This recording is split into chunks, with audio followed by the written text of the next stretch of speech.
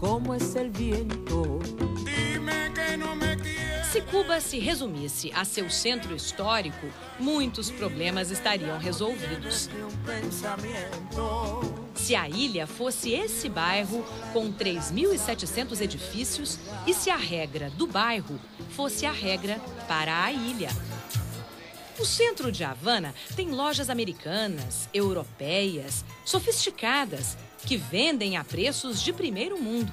Tem apartamentos reformados em belos prédios coloniais para alugar por preços que são para bolso de milionário. Tem restaurantes e hotéis tão modernos quanto os de qualquer outra capital do planeta. Este, o Ambos Mundos, homenageia um hóspede ilustre, o escritor Ernest Hemingway.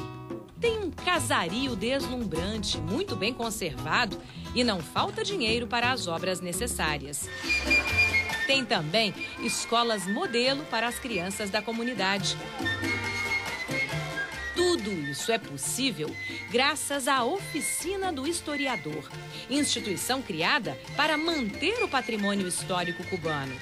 Em 1993, a oficina foi autorizada pelo governo a explorar a área, abrir empresas de economia mista para atrair investidores e, com isso, levantar recursos para a manutenção do bairro. Resultado? Turistas, embaciadas, encantados. Pena que os cubanos ainda estejam fora da festa.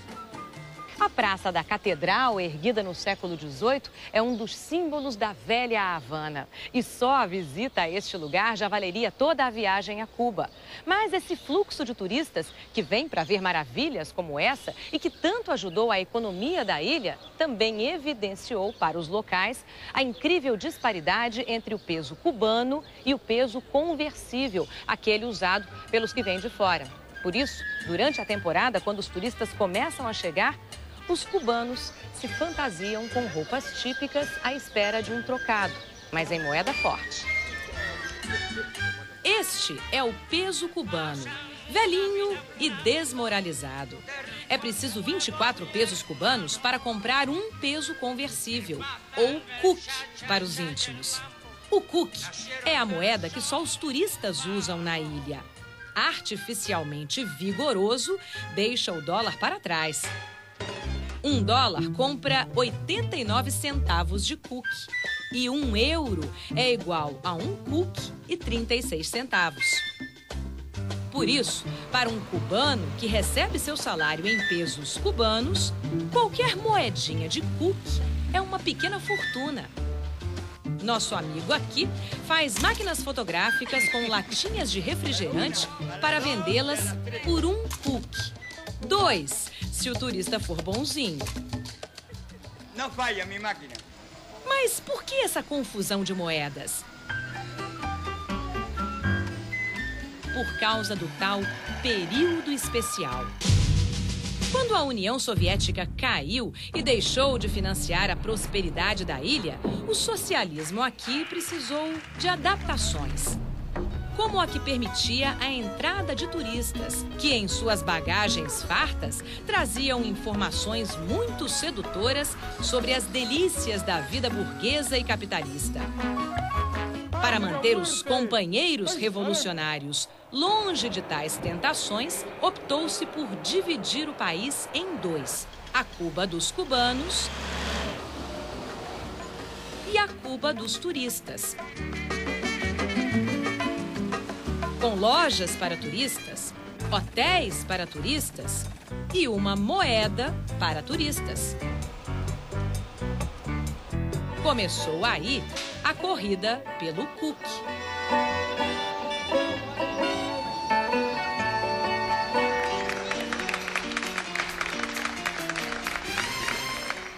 O cubano passou a explorar ao máximo o turista, que explorava o cubano. Duplicidade que engana cubanos e estrangeiros. E impede investimentos de longo prazo que poderiam estender os benefícios daqueles 214 hectares do centro histórico a toda a ilha. Para isso, é preciso pôr fim ao tal período especial que nunca acabou de fato. E é o que o governo de Raul Castro parece estar começando a fazer. Eu acho que eles caminham para um sistema que lhes permita ter esse tipo de coisa que já anunciaram que desejam, mais investimento estrangeiro em diversas áreas. Isso aí necessariamente implica uma certa liberalização econômica. É um propósito anunciado do governo, por exemplo, acabar com a dupla moeda, que é uma fonte aqui de problemas grandes. É a proposta do governo melhorar os níveis salariais, porque apesar reconhecidamente o nível salarial aqui é baixíssimo. O salário é baixo, sim. E embora a educação seja de graça, a saúde seja de graça, os alimentos básicos sejam subsidiados, é preciso muito mais. Recentemente, o governo trocou todas as lâmpadas do país e as geladeiras de praticamente todas as casas por modelos novos e econômicos. Como o país quase não tem indústrias, reduzir o consumo residencial resolveu grande parte da crise de energia. E os apagões são cada vez mais raros. Mas é preciso muito mais. 50 anos de atraso econômico não se compensam de um dia para o outro. Como se vê pelos equipamentos, Cuba está longe de ser moderna e autônoma na produção de petróleo. E a ajuda da Venezuela tem sido fundamental para que esta ilha não pare. Mas um dos pontos da recente abertura é permitir o incremento da exploração de petróleo nas águas do Golfo por empresas estrangeiras. Já há 7 atuando aqui e a próxima pode ser a brasileira Petrobras, com a vantagem de ser uma especialista em águas profundas. Do Brasil de Lula, Cuba esperou mais do que recebeu. Só agora o presidente parece decidido a ajudar a mover as enferrujadas engrenagens desse socialismo caribenho. Para os cubanos, escaldados com a experiência de terem sido deixados a pé pela antiga União Soviética, seria saudável depender um pouco menos da Venezuela de Hugo Chávez na hora de encher o tanque. E numa outra área crítica para os cubanos, o Brasil também já enviou suas equipes de socorro. A Embrapa está aqui com um programa para atender um projeto de produção de soja numa área de 40 mil hectares no centro do país. Alimentos, petróleo, turismo, tecnologia. Cuba tenta, por enquanto, atrair os parceiros certos para áreas determinadas e superar o que foi, por tanto tempo, justificativa para todos os problemas econômicos da ilha. O embargo americano, que já dura 46 anos. Cartazes espalhados por todos os cantos do país fazem a catequese. Neste se lê, um dia de embargo equivale a 139 ônibus urbanos. Mas será o embargo o grande responsável por todos os males da economia cubana? Ao contrário do que se imagina, também não é um país isolado, é apenas isolado com relação aos Estados Unidos. Mas Cuba mantém relações com mais de 160 países e, enfim, é um país que tem uma relação com o mundo muito intensa, mas que está procurando desenvolver mais essa relação com a América Latina e dentro da América Latina, um país como o Brasil, eu acho que é um parceiro natural.